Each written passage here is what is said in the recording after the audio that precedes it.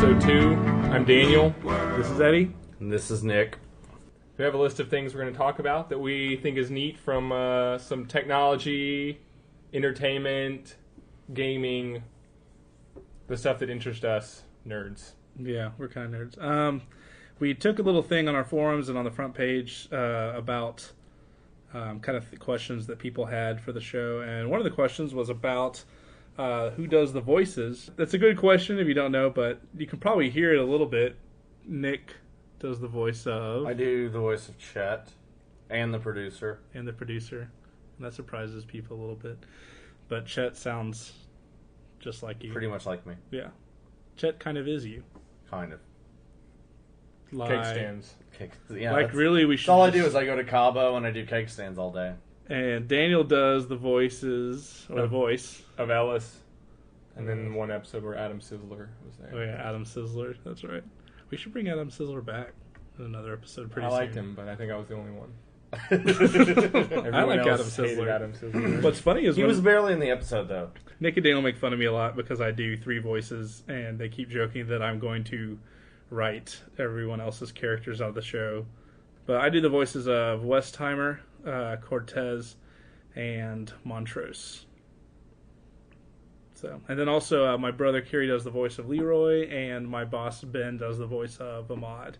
So we had some other people ask about kind of how the show developed, and once again that was also on the LA Complexity interview, but I guess if you didn't read it. The Leet World developed a few years ago, and I was in college, wanted to make machinima, and so I thought it was kind of neat, and we all liked doing, Daniel and Nick are film students, we're film students, and so we had this idea to do it, and I first jumped on, I don't know, some people may have seen Over the Counter-Strike, and I was first attached to Over the Counter-Strike, and I was trying to do stuff with that, but I didn't really like where the show was going. I mean, I wasn't helping when they released it. It was way in early production. I was kind of helping and talking with the guy that was making it, and I kind of had this idea that we should do a show that was kind of like Law and Order, and it would be counter-terrorist hunting terrorists, and it would even have the dun dun or whatever the sound is. Yeah, the sound. Yeah, and Law and Order is Daniel's favorite show. It's only one of the greatest shows ever made. Yeah. And then in the process, we thought that there'd be a Law and Order show that was the Leet World, and that the counter-terrorist part would be like Law and Order, and that the terrorist part would be like the real world, where the terrorists all live in a house together. And so it'd be 2 different shows in one show. And then we kind of started realizing that the real world part was really hilarious. So that was kind of the original show, and then we were like, oh, hey, the reality show part is the funniest part of it. And so then we just decided to make the whole show about counter-terrorists and terrorists living together. And we tried to make the show... We tried to do a little test of it several years ago in 1.6, and that was I still have that on my computer too. Yeah, that was pretty terrible. We did a little green screen test because we had the idea of using sprays as the... Well, I have the thing. It starts off, and it's this real epic music playing, and then it's zoomed in on these still photos of terrorists taking people hostage, and it's in 2010 the world is in disarray, and the music's playing, and then it dissolves into this other picture, and it's but the counter-terrorists are here, and then it cuts into the game, and it's one of the guys, and they're on Italy, and we were going to have this whole little thing where it's supposed to be real dramatic and awesome, and then it was just going to cut into the funny part of the show. But we were always well, this awesome thing's going to happen, and then it'll get funny. But we could never figure out what the thing was that was going to get funny. And we could never figure it out, so we never finished it. Yeah, we quickly abandoned. And then Source came out, and I still wanted to do the show in 1.6, and Daniel wanted to do it in Source. As did I. It looked so good. But at the time we didn't really have computers that could run Source very well. I mean, they would run it, but they wouldn't run it really well. And I was just we have to run this in Source. Because this was 04. Yeah. Because 03, 04. It was right when Source came out. Yeah. And it was this sucks in 1.6. It's not, it doesn't look good. It looks terrible. Well, the problem was that in Source, they only had the original 2. They had the one terrorist model and the one... Phoenix connection. And, and the one counter-terrorist model. And that's that's what Over the Counter-Strike used for their show, was the 2 those like two models, and every character looked exactly the same. And Yeah. that's why I wanted to use 1.6 is because one, the mouths moved, but then also they had like the distinct characters. And so then we tried to do that, but like I was in Florida and they were in Texas, and so it was kind of hard to get that to work. And then I came back here, and then we tried to do another trailer, and that's the one we were talking about earlier that we did about a year and a half ago. Yeah, it was last summer. Yeah, it was about a year and a half ago. And that one is kind of like, it's kind of similar to like the trailer now as far as like what it was supposed to be. It was supposed to be like an audition reel, only without the humor. Yeah, it was like 8 minutes long. Yeah. And we filmed it all, and there are a few of the jokes are still in there. The thing of the guy Calling his mom. who's AFK, and then he says, "Oh, sorry, my mom was calling me." That's from the original That's trailer. the same footage. It's the exact same footage. I just cut and And the pasted same voices, too. Yeah. If they were both you. Hey, loser. But yeah, so it's kind of interesting where the show came from like a long time ago to where it is now. And the character that was changing the entire way through was Cortez, because he was originally, like I was saying earlier, he was going to be Ahmad, and there was going to be the other Ahmad, and they were both going to be named Ahmad, and the Cortez character was going to hate that they were both named Ahmad, and that was kind of the whole running joke was like, all terrorists are named Ahmad, so don't have two Ahmads in the show because that's stereotypical. They were spelled differently, though. Yeah, they're spelled differently. But that ended up not being funny. Yeah. At all. And It so, was not. And so then we were trying to figure out all these things to do for Cortez, and Cortez kept changing all the time because we just had no idea what he was going to be. And then right before we did the trailer that we put out in June, Daniel had the idea that he wears glasses because he's blind. And so we thought that was kind of funny that he would be blind, But still be a badass. and so then it was kind of like, well, maybe he'd be like a blind, like Solid Snake. And so then I started trying to do like this like deep, like Solid Snake kind of voice. And then somehow it turned into like a Hispanic, Accent. Arabic, French. Russian Russian French. pirates. Yeah, Russian. It turned into like all this other stuff, and that's kind of the voice that we ran with once we started recording the stuff for the trailer. Well, and then when you started doing it, we were like, well, then we have to change his name because he can't be Yeah, Ahmad he can't be named and Ahmad. be from south of the border. Because that was still the idea in the trailer. Yeah. Even in the It trailer wasn't we up did in until June. right before. It was like a week or two before. Yeah. And I said we should call him Cortez. Yeah. Yeah. Because I was just trying to think of a random name, and I was like, Cortez, that's Spanish, right? Yeah. Yeah. So, and then we ran with it, and it totally worked. I guess that kind of brings us on to one of the other questions that someone had was about the whole writing and filming process. So the way that it works for every episode is that I'll kind of bounce some ideas off of Nick and Daniel, try to see maybe some kind of structure that the episode can have, maybe some different things we'd like to see, and then I'll write the episode out, and then after that we kind of all get together and we'll do like a read through, and that's when most of the jokes get added. And so we'll do that. We try to do that on different nights than we record the audio, but sometimes it happens to be the same night because we're kind of like crunched for time. Even more improv happens when we record audio, especially with Chet. Yeah, I improv a lot. Anywho, moving on. We do the audio, and then Nick will edit the audio. So then I take the audio and I'll look at the script and I'll cut together the audio. I'll take the best takes or whatever. So then when we film, we know that that's the take we're going to use for that shot, so that everything stays synced up, like Daniel said earlier. And so I'll go through and like a lot of times we'll know what scenes we're going to shoot the next day, and I'll just cut together those scenes the night before, and then I'll bring them over on my iPod and we'll play them, and then the same thing for the next day we shoot, and so on until we finish filming. Yeah, and then once we're kind of done filming it, which usually takes about, it used to take about a week and a half, and we film kind of different nights of the week and kind of on Saturdays.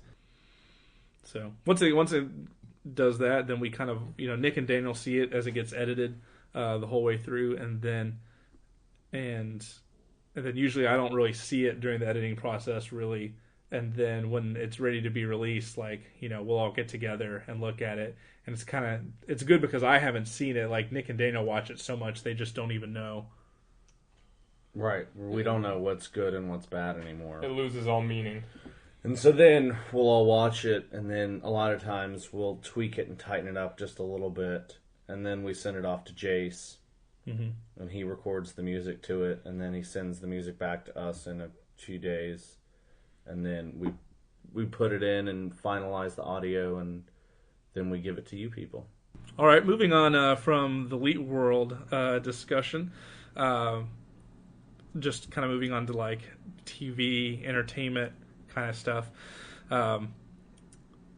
There's this Writers Guild thing going on. The Writers Guild of America is on strike. Because they distinguish between how much money they get based off a movie theater or a DVD or like the iTunes downloads. Not just iTunes, but whatever online store you buy. There's a distinction, and they don't get as much money obviously for the online downloads, and so they're smart people and they know that in the future that's how most people are going to get content.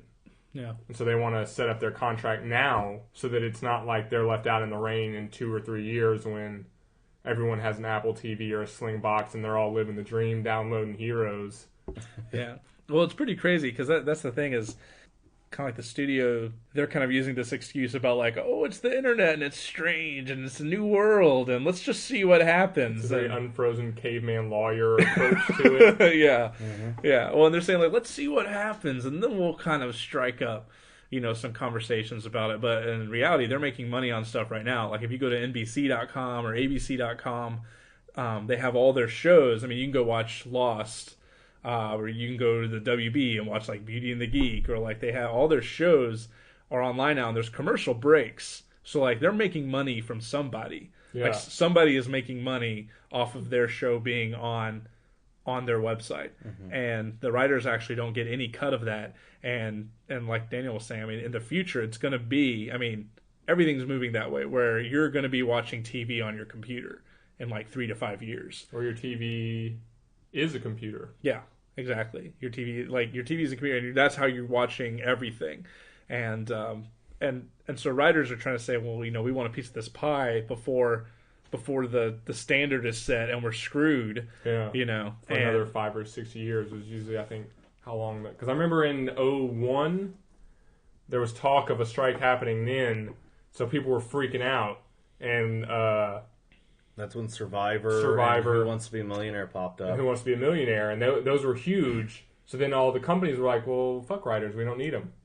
Let's make reality shows, and now they're still everywhere. Because they were so afraid of a strike happening that they turned to something else that they didn't fully understand. Wow, that's a Batman Dark Knight trailer reference. Right, it's such a good line. But yeah, so it's pretty crazy because like the studios are still using the excuse of like, oh, just do whatever, and it's affecting some major. People. I don't think people realize that it's a big deal right now, but they're going to realize it's a big deal in a couple months, especially. Well, what I was going to say is that they need to learn something from what's going on with the music industry right now. Yeah. And how the RIAA and the big record labels. Well, I'm going to talk about this later, but they're viewed as like the bad guy. Yeah. And that's because they didn't want to hop on this internet train when they should have. Yeah. And I know people in Hollywood are like, we don't want to end up like that. Yeah. We don't want to end up as the bad guy like the music industry did, and so they really need the writers are right. They need to give them this money because that is where everything is going to go. Yeah. Well, and part of the problem is just let me just geek out a little bit here. Is like in America with the internet coming into its own, like the last few. In movies you're gonna have like a Spider-Man, or you're gonna have like a Lord of the Rings, and you're gonna have these big box office movies, and everyone's like, oh, well, comic book movies are huge. Well, when you make one based off one of the greatest comic books of all time, it's gonna be huge. When you make a movie based off of one of the most legendary, novels ever written. Fantasy novels ever written that classes are taught about, it's going to be huge. The audience is built in. It's not like you're coming up with a new brand and you're like, oh, well, this will become... It won't. There will never be another like Nirvana. That will never happen again in America. Because globalization and the internet and all this stuff, everyone's taste can become more and more diverse, and they can still get what they want. These big media corporations are still trying to strike gold with one swing, you know, instead of understanding that what they need to do is, instead of spending $100 million on one movie, they should spend $10 million on 10 movies that appeal to 10 different audiences. Yeah. And then go after them. Instead of trying to get everybody in America to see their one movie. Exactly. Because everyone's tastes are becoming more and more diverse, and they're able to because the people can get what they want. And instead of catering to those needs, they're trying to say, what you really want is this. No, I think I want this. No, you want this. No, stupid. No, bitch, I want this. And then they go onto the internet and they steal it, and then they have it for themselves. It's the on-demand society. Exactly. Yeah. And that's what they need to understand. Well, and more, and that's why there's these kind of all these TV shows and stuff are doing pretty well. Is less and less, you'll see less and less studios trying to make that one show that everyone comes and watches. The Seinfeld. Yeah, I think more and more you're going to start to see them trying to cover a wide kind of array of like you were saying, niche groups. So it's pretty crazy. Like just it's going to start really affecting things in a couple months because all the major shows are running short because of it. Battlestar Galactica they've filmed half of their final season and they're stopping it. Maybe to be resumed at a later date. It's really very frustrating. Lost, I was reading about this. Lost is going to be doing maybe an 8-episode season. Jeez. So you know what they should do? All the writers, the writers should still write the scripts. And then just bring them in tubs and set them out by their picket lines and say, you want this, don't you? And then the scripts just start to pile up and up and up, and then eventually they have to break. Yeah. Well, and so Lost might do an 8-episode season instead of a 16-episode season. But now Damon Lindelof is saying, he's like, you know what? If we're going to do an 8-episode season, I don't want to do a season at all. So if it looks like it's going to be cut short, they will postpone this season of Lost till the 2008-2009 oh my god season.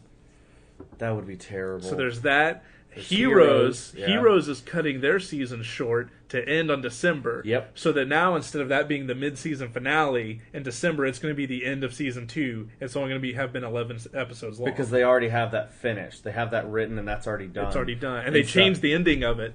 I read this today. They changed the ending of it so that if the strike lasts a long time, now their bases are covered for episode 2. And for the people that bitched about our opinions on season 2 of Heroes, I gotta say this, that Tim Keating, the creator of the show, has come out and said that he feels like they made some significant errors in the pacing and the writing of the show. So Yeah, sir. Score 1 for Smooth Few Films. I gotta say that because I saw that today and it made me chuckle because we had a couple people leave some comments that they thought Heroes Season 2 was awesome, and I respectfully disagree.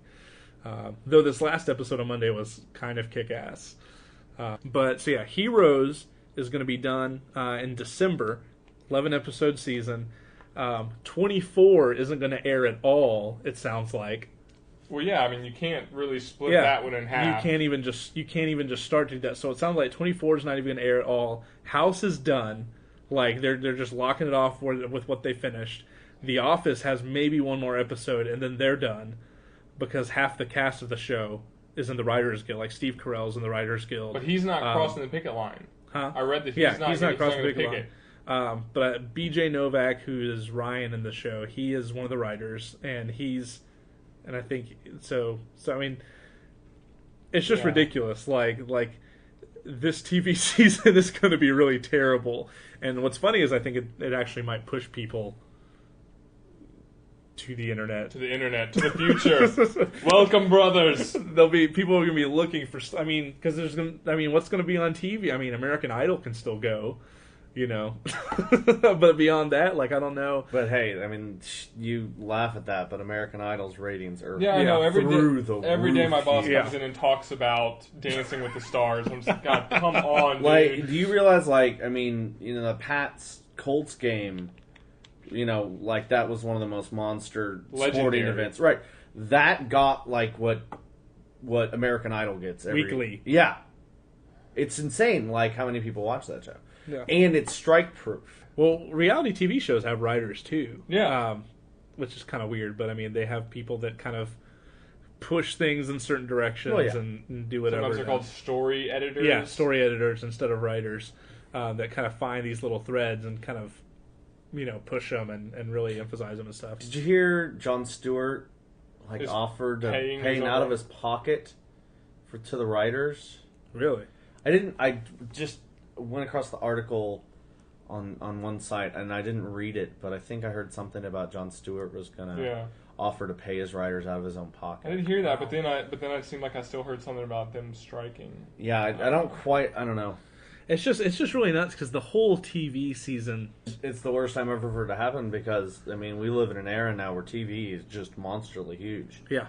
I mean, TV is picking up a lot of the slack that movies are leaving. Mm-hmm. Yeah. Where, I mean, there's more creative and better stories and better TV. things going on in TV than in the movies. Yeah. And, I mean, that's why the strike hurts really, really bad now more than it would have 10 years ago. Yeah. So I read this article, and it was this fantastic article that talked about music distribution and, the history of, where music came from. And it was this, giant thing, and they used to throw money everywhere, and they made so much money. It was on Demon Baby. Demon Baby, yeah. And how then, Napster came along, and then, there's iTunes and all this stuff. Yeah. And how Oink, which was one of the biggest torrent sites around, came along, and it offered people a way to get anything they wanted. Yeah. It was this amazing community structure that was built by people who loved music for people who loved music. If a service like that was created legally, and you just had a monthly fee attached to it. Yeah. But it was ran, it was kind of this community more than it was just this, the iTunes store is just so this is John Mayer, this is the White Stripes. Yeah, it's a marketplace. Yes, it's this, look at this new song you have here. You need to listen to this new song because it's new and we want you to buy this song. Yeah. Whereas Oink is just this, it's amazing. And it's if the RIAA and the record labels would just, get out of their ways and try something new. I mean, that's why they're looked at like bad guys now.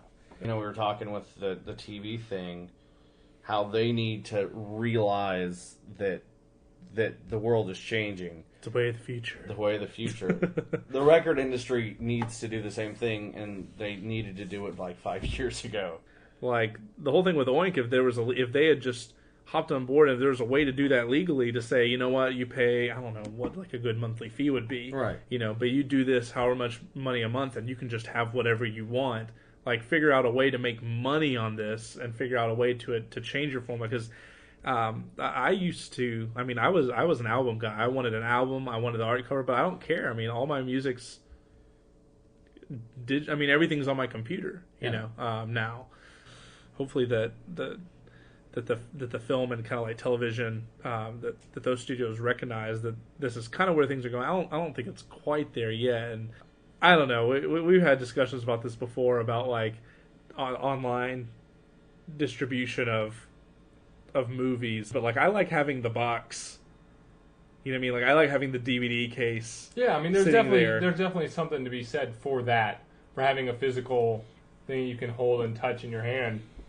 Since it's not prevalent right now, a lot of the, Apple TVs or Slingbox type devices, they're coming into their own, but they're not there yet, obviously, by any stretch. So you just pop it in your DVD player, and, you can kind of have your collection of DVDs as your kind of, little wall of honor. It's a cool thing. Say, people can get an idea of what you're into by the DVDs you have. I think that you're definitely right, that as it changes and IPTV and that stuff really comes into its own, and then on the back of your computer you don't have component in and DVI and HDMI, you just have a Cat5 input, that then things will really be different. And then, instead of remote you have keyboard and a mouse. That'll be weird. See, I don't know if I see that happening in the next 3 to 5 years. Not 3 to 5, but there's going to be a time when that happens. Yeah. Yeah. Well, when we're all running fiber optic networks and the internet is blazingly fast, and You can stream HD movies over the internet. Well, and people say that's why Microsoft has thrown their lot in with HD DVD so strongly, is because Microsoft is trying to stall the format, the HD DVD Blu-ray format war, until more people are accepting of online distribution of television and movies. That's interesting. That because through like Xbox Live Marketplace and through Windows Vista, like all that stuff that they want people to download. They want the future to be now, so that people are only downloading movies, television shows, only straight to their computer, straight to their 360, because that's the future. Everybody knows that's the future, and Microsoft's like, you don't need an HD DVD or a Blu-ray, and so a lot of people think that's why they've thrown their lot in with HD DVD. It's so that there is no Blu-ray stalling the future. You know what I mean? That there is no format stalling the future. That they both just kind of we sidestep kind of this current thing. They both just fight it out or whatever, and then meanwhile, while they're fighting it out, everybody else is moving to the future, and we run with the profit like a bandit. Yeah. So yeah, they're putting their pieces on the board and just waiting. And for that's supposed to happen sometime. It was supposed to happen soon, and then like it's getting stalled off. It keeps getting stalled off, and they're going to put it. I mean, it's going to be a feature on the 360 dashboard. That's the thing though, is because the whole fiber optic thing, which you're going to need to stream HD content, because right now downloading. I'm sorry, but while it's cool downloading a 2-hour movie on Xbox Live to your 360, it's like I can maybe watch this tomorrow, and I don't even feel like by then I don't know if I want to watch it. It's like it's the next day, and I'm like, I really don't even feel like watching this. I kind of wanted to watch it when I wanted to watch it. Yeah, but yeah, because I mean that's all linked together. Like the fiber optic internet, they're talking about the rollout and how there's all these problems, which I mean it makes sense because the network that runs cable has been in place for decades. They reached this place where cable TV is everywhere in America, and they're like, oh, well, we figured out how to send data across that. Let's do high-speed internet. Oh, shit, now everyone wants fiber optic cable. Yeah. Let's start all over again. Yeah. You know, that's why Fios is only in a few places in America, and that's the kind of thing you're going to need to run this ridiculous, this new stuff that's coming out. One of the companies tested a 100 megabit down, 50 megabit up wireless connection. Nokia tested that. I'm convinced that the 700 megahertz, right, the future, right, where the internet is everywhere, and you pay whoever buys it. I think Google or Apple are going to have this battle. Yeah. All right. The 700 megahertz spectrum, if you didn't know, is the UHF. With signal. all analog TV broadcast on today, and then is it October? I think October of 2009. It's going to switch to... It goes dead, and all TV in America has to be digital.